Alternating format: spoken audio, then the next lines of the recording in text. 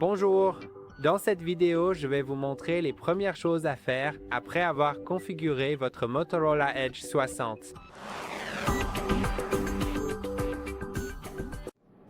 Si votre Motorola Edge vient d'être configuré, il y a quelques étapes qui valent la peine d'être effectuées.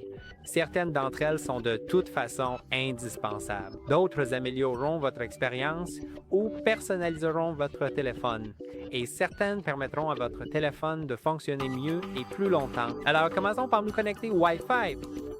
Je pense que c'est assez important surtout pour les étapes suivantes, mais aussi pour l'utilisation quotidienne.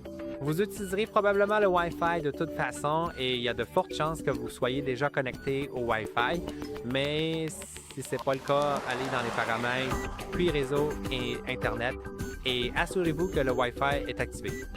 Cliquez sur le Wi-Fi et sélectionnez maintenant le réseau Wi-Fi auquel vous souhaitez vous connecter. Une fois que c'est fait, faites défiler complètement vers le bas et trouvez les mises à jour système. Vérifiez s'il y a des mises à jour. Si le message indique que tout est en ordre et que vous utilisez le logiciel le plus récent, alors tout va bien. Mais s'il est indiqué qu'une mise à jour logicielle est disponible, je vous recommande vivement de l'installer car cela garantit que votre téléphone fonctionne de manière fluide, sécurisée et dispose des dernières fonctionnalités, ce qui est assez important. Et il vous suffira simplement de la télécharger et pendant le téléchargement, vous pouvez continuer à utiliser votre téléphone.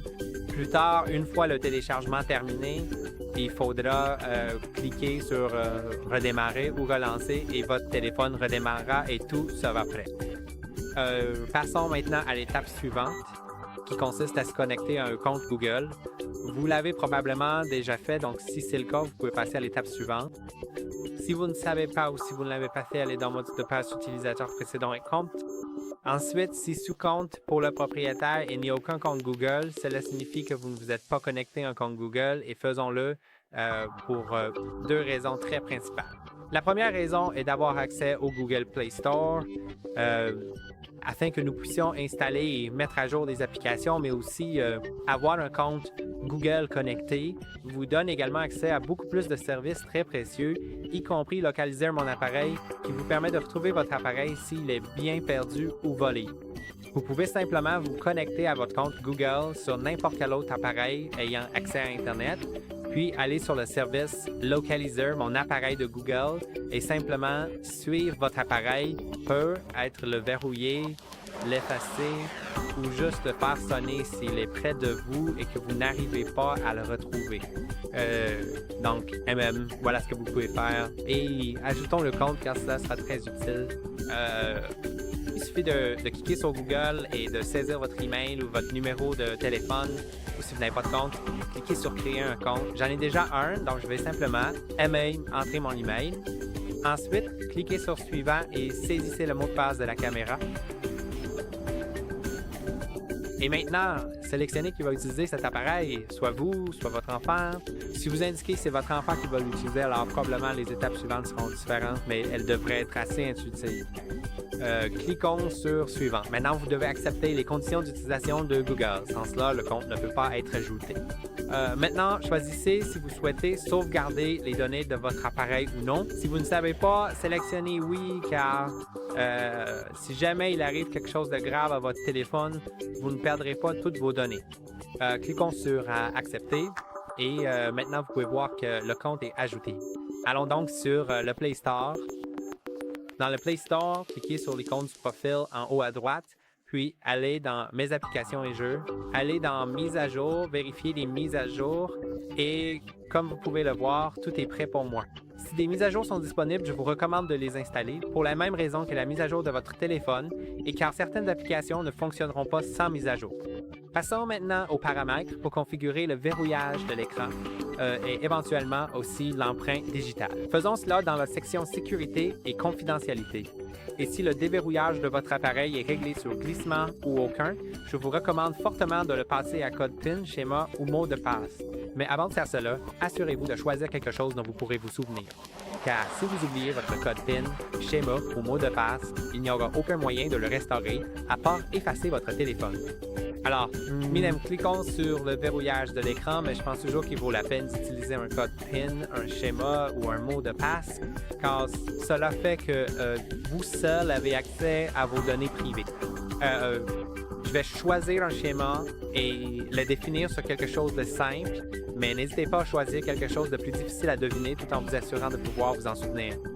Ensuite, pour les notifications sur l'écran de verrouillage, je préfère personnellement les régler pour n'afficher le contenu sensible que lorsque le téléphone est déverrouillé, ce qui signifie que si mon téléphone est verrouillé, je verrai le nom de l'application dont j'ai reçu une notification, mais je ne verrai pas son contenu à moins de déverrouiller mon téléphone. Maintenant, il y a l'empreinte digitale qui est assez sécurisée et très pratique, alors configurons-la. Pourquoi pas, donc, n'est-ce pas? Il suffit d'entrer votre code de verrouillage d'écran, puis de cliquer sur Configurer. Et maintenant, il est indiqué que si à l'avenir, vous changez de protection d'écran, si vous pouvez, vous allez retirer votre protection d'écran ou en mettre une autre, ou en mettre une quelconque. Si vous n'en avez pas maintenant, il est préférable d'enregistrer à nouveau votre empreinte digitale à ce moment-là pour une précision optimale. Maintenant, cliquez sur Compress et vous devez appuyer. Placez votre doigt sur le capteur d'empreinte digitale qui est caché sous l'écran. Il suffit de poser votre doigt puis de le soulever. Répétez ce processus plusieurs fois. Et n'oubliez pas de déplacer votre doigt entre chaque scan afin que toute la zone de votre empreinte soit scannée et répétez simplement cela jusqu'à ce que ce soit terminé.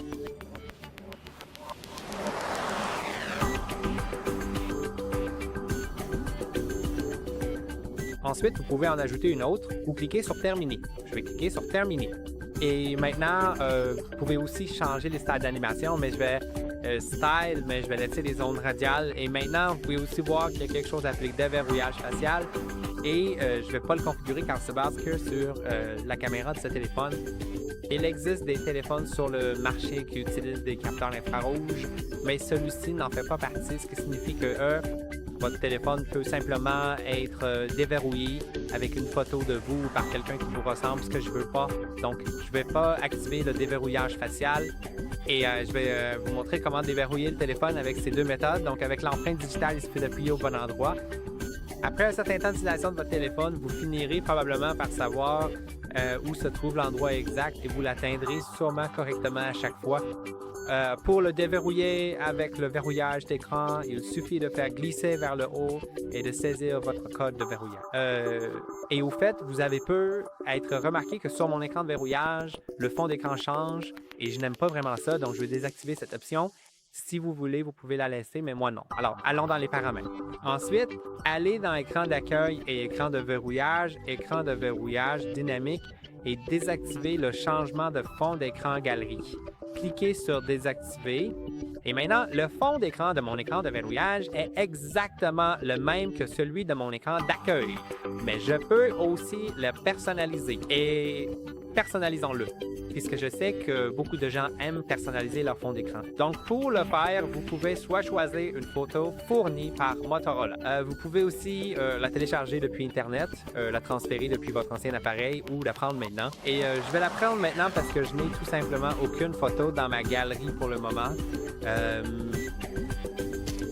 Alors, prenons simplement une photo. L'appareil photo de ce téléphone est vraiment bon. Et il est assez facile de prendre une belle photo, même si je n'ai pas fait le meilleur travail cette fois.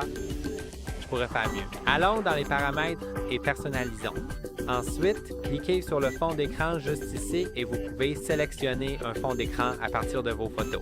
Vous pouvez aussi le créer avec l'IA ou choisir des images sélectionnées. Parfois, vous pouvez également choisir un fond d'écran dynamique.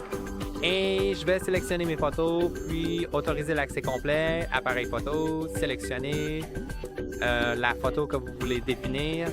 Et vous pouvez voir, vous pouvez bien sûr l'ajuster. Vous pouvez zoomer, dézoomer. Voyez l'aperçu de l'écran de verrouillage et de l'écran d'accueil, selon votre préférence. Par exemple, vous pouvez le définir comme fond d'écran de verrouillage ou d'accueil. Cliquez sur Définir comme fond d'écran. Je vais le mettre sur l'écran de verrouillage. Et maintenant, c'est bien défini. Vous pouvez voir que c'est maintenant bien appliqué. Je pense que c'est un peu... Non, tout va bien. Je pensais qu'il y avait un bug parce que ici, sur cet aperçu, c'est pas comme je l'ai configuré, mais sur l'écran de verrouillage lui-même, tout est parfait. Maintenant, passons à la notification que nous avons reçue. Si vous faites glisser vers le bas depuis le haut de votre écran, vous verrez les notifications. Cliquez sur la notification « Terminer la configuration de votre appareil ». Cliquez sur « Continuer l'assistant de configuration » pour nous débarrasser de cette notification.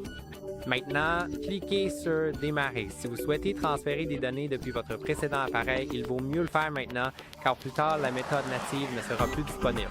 Vous pourrez toujours le faire via des applications tierces, mais je pense que c'est la meilleure solution. Cela fonctionne le mieux avec la méthode native. Donc, si vous voulez copier les applications, les données, les paramètres, les comptes et tout le reste, faites-le maintenant. Je vais passer cette étape car je n'ai malheureusement rien de vraiment très important à copier. Et maintenant, attendez que le chargement se termine. D'accord, cela a pris plus de temps que ce à quoi je m'attendais. D'habitude, c'est plus rapide, mais là, ça a pris genre plusieurs minutes. Maintenant, je peux soit télécharger une SIM, insérer une carte SIM physique ou passer cette étape et le faire plus tard. Donc, c'est ce que je vais choisir. Maintenant, vous devez confirmer le verrouillage de votre écran pour une raison quelconque et si vous voulez copier des applications et des données, c'est la dernière fois qu'on vous posera cette question. Après cela, l'option ne sera plus disponible. Maintenant, je vais continuer la configuration puisque j'ai déjà cliqué sur un rappel indiquant que je veux la terminer et ne plus être dérangé. Alors, cliquons sur « Continuer ». Puis cliquez sur « Accepter » si vous souhaitez accepter le partage à proximité. Donc, par exemple, vos contacts, les personnes que vous avez dans vos contacts, elles ont aussi un téléphone Android et qu'elles sont près de vous. Elles pourront partager des fichiers avec vous, un peu comme AirDrop sur les iPhones. Ensuite, vous pouvez voir « Continuer » ici. Ensuite, si vous souhaitez utiliser Gemini en mode main libre en disant « Hey Google », à voix haute Gemini d'ailleurs, est l'assistant IA qui remplace Google Assistant. Si vous voulez l'activer, n'hésitez pas à le faire. Maintenant, il va vous demander si vous souhaitez ajouter votre carte de paiement à Google Pay. Et j'aime vraiment ça et je le fais moi-même. Vous pouvez simplement cliquer sur « Ajouter une carte » escalar votre carte avec l'appareil photo ou saisir les informations manuellement. Ensuite, vérifiez auprès de votre banque par message, appel téléphonique ou via l'application bancaire.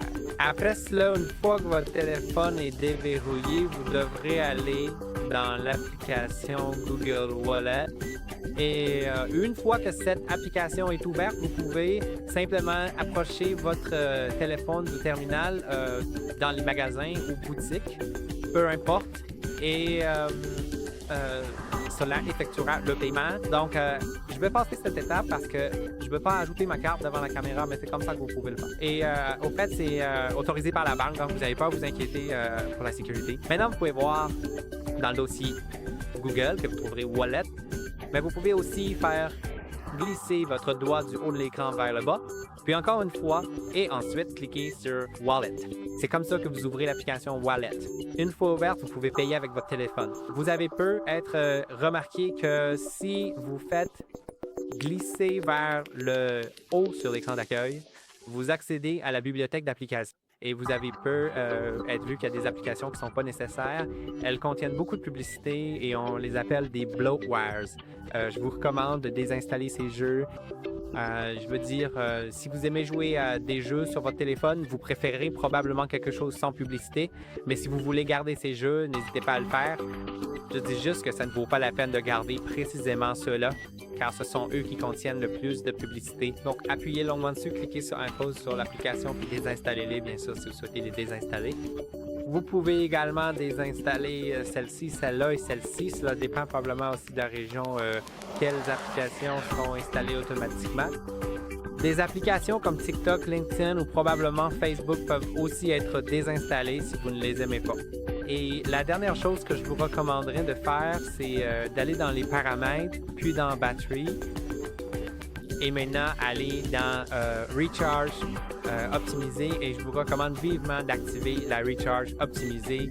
Cela apprend vos habitudes de charge, puis ajuste les schémas de charge en conséquence. ce qui signifie que après un certain temps, lorsqu'il aura appris vos habitudes de charge, il commencera à charger jusqu'à 80 puis mettra la charge en pause et la reprendra afin d'atteindre 100 environ 1 heure avant que vous ne soyez censé vous réveiller ou tout simplement débrancher votre téléphone, peu importe vraiment. Par exemple, ce qui est très pratique. Donc, je trouve cela vraiment génial. Cela améliore grandement la longévité de votre batterie en évitant toute surcharge excessive pendant la nuit. J'espère sincèrement que cette vidéo vous a été très utile. N'oubliez surtout pas de liker et de vous abonner. À la prochaine fois, chers amis.